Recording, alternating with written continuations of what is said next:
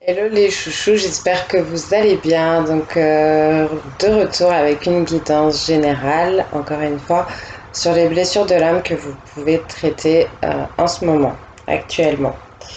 Donc, c'est parti avec la guérison des 5 blessures de l'âme de Lise Bourbeau.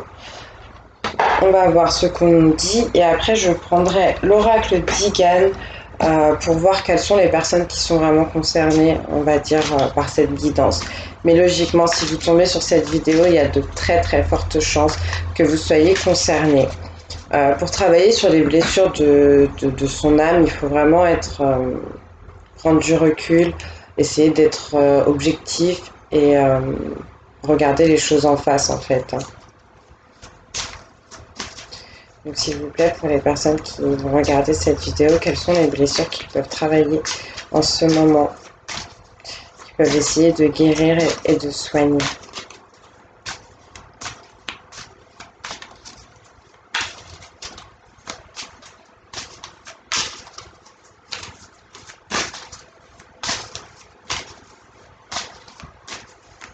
Donc je le rappelle, ça ne pourra pas parler à tout le monde, c'est général. Pour les personnes qui souhaiteraient une guidance privée, je vous invite à me contacter par mail. Vous retrouverez l'information en dessous de la vidéo. Ok. Bon, il y en aura 4. Et on me parle de blessures de rejet. Nous avons 2 blessures de rejet. Donc pour rappel, pour ceux qui connaissent, ou bref, qui ne connaissent pas du moins, la blessure de rejet vous entraîne à adopter des comportements fuyants.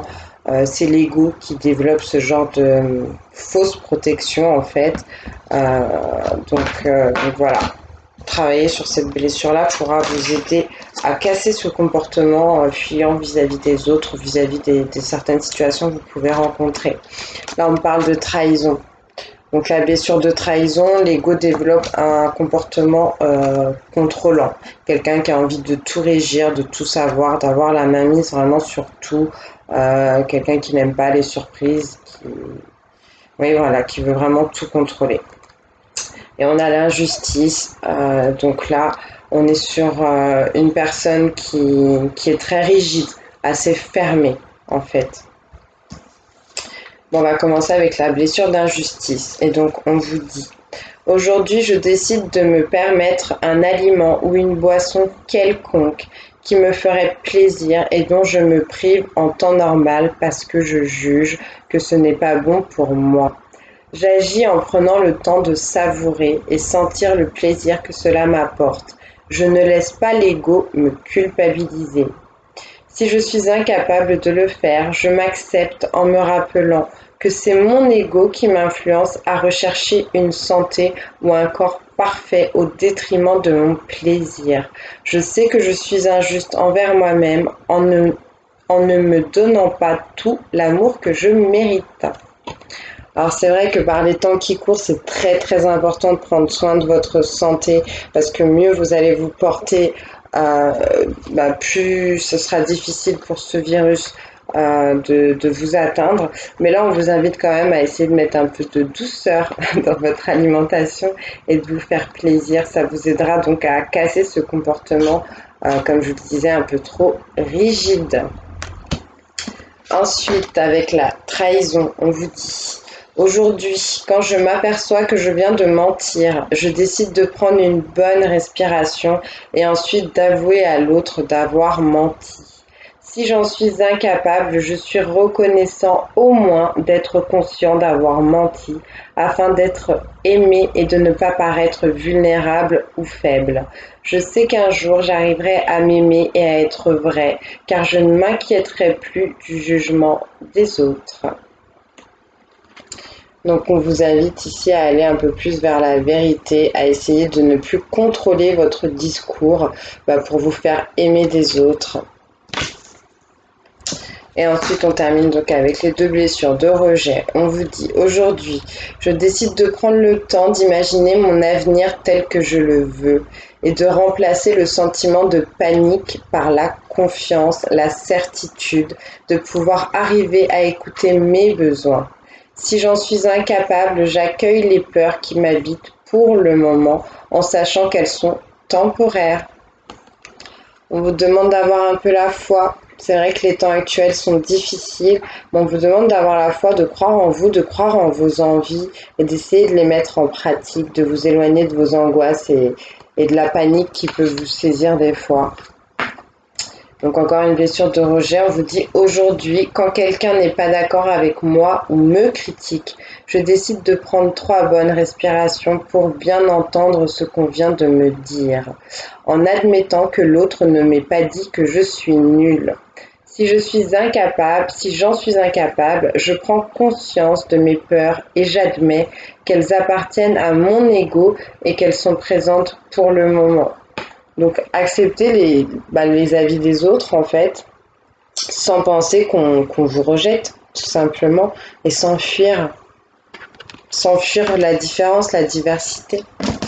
Donc allez, je prends l'oracle d'Igan pour voir un peu quelle situation peut être liée à toutes ces blessures, quelles sont les personnes qui sont concernées par ça, qu'est-ce qu'elles vivent en ce moment, ou qu'est-ce qu'elles ont pu vivre, du moins qui les ont amenées à ces blessures, pour que vous puissiez un peu plus vous reconnaître. Donc il y a peut-être une blessure qui va vous parler plus que d'autres. Ne vous forcez pas non plus, le but c'est pas de se faire mal, hein. Le but c'est d'être prêt à travailler sur certaines choses.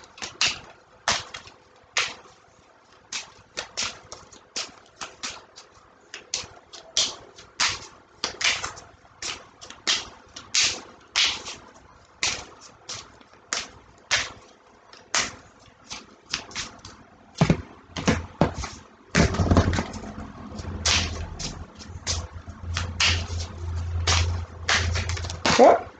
Ok. Alors, on parle de la mort. On me parle d'un officier. Donc, je regarde les cartes et je vous dirai ce que ça m'évoque. On me parle d'un bébé.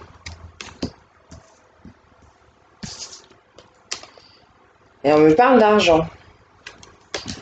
Donc c'est assez particulier, mais j'ai l'impression que c'est quelqu'un plutôt qui a observé une situation qui a été assez difficile, une situation du passé qui a dû prendre fin, qui a dû s'arrêter parce que ça s'était peut-être nécrosé. On peut me parler du décès ou de la mort de quelqu'un, mais je le ressens pas vraiment comme ça. On peut me parler d'un enfant ou d'une personne qui a vécu avec quelqu'un d'assez autoritaire, d'assez contrôlant justement, potentiellement à cause des finances, à cause de l'argent.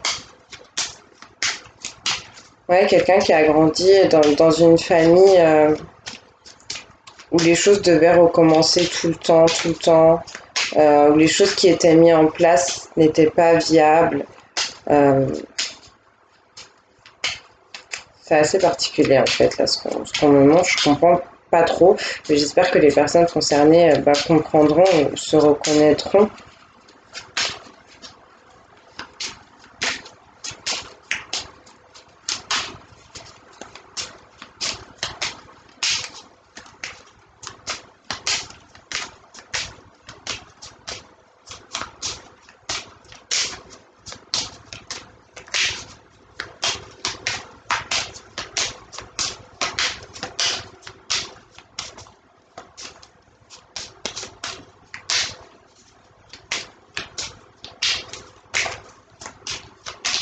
J'ai l'impression qu'on me parle de quelqu'un qui est très axé sur les choses du passé, qui se concentre beaucoup sur des choses qui ne sont plus, sur des choses qui sont mortes, entre guillemets, et que peut-être on vous dit que la façon de retrouver le bonheur, de retrouver la joie, ce serait aussi peut-être de coller un peu avec vos instincts un peu plus juvéniles, un peu plus innocents.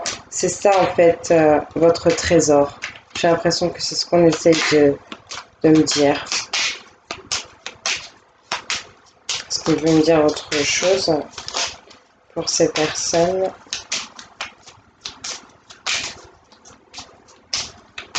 Bon, je crois que ça va aller. Et je vais vous prendre le petit oracle des anges pour voir quels sont les conseils que je peux vous donner par rapport... Oh! Clairvoyance. Ferme les yeux, respire le bleu du ciel, sens une douce brise te traverser, la paix est là, tout s'éclaire, une guérison magique se réalise en toi, un cadeau de ton ange gardien. Bon, bah des blessures qui vont être soignées, en tout cas pour certaines personnes, c'est très très bien, c'est très encourageant.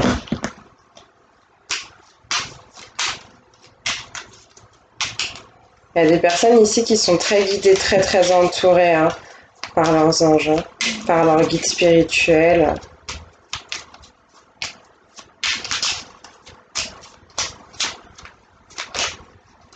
Ok.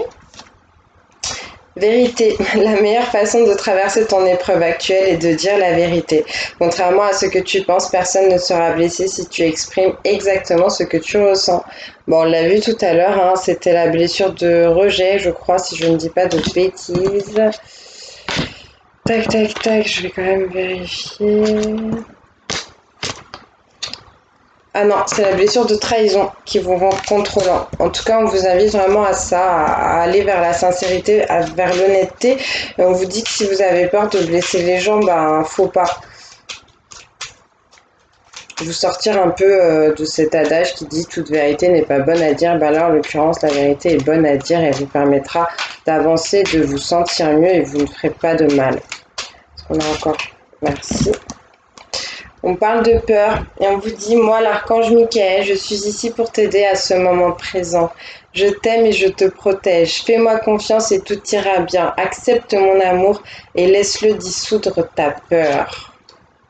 L'archange Michael, il travaille sur tout ce qui est lien toxique et négatif pour ceux qui travaillent avec les archanges. Donc il pourra vous aider à purifier certains liens si vous travaillez avec ces énergies.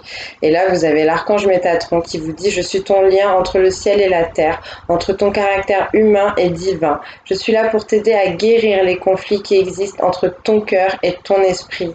Ressens-moi dans ton cœur et dans tes pensées. À travers l'unité, il y a l'amour. » C'est très beau. Encore une fois, on vous parle de guérison, donc on est pile poil dans le thème. C'est très très bien. Très très très bien. Bah écoutez, je vais vous faire des gros bisous. J'espère que ça vous aura parlé. Comme d'habitude, bah, vous prenez que ce qui résonne avec vous. Vous laissez le reste à l'univers. Je vous embrasse très fort. Je vous invite vraiment à prendre très très soin de vous.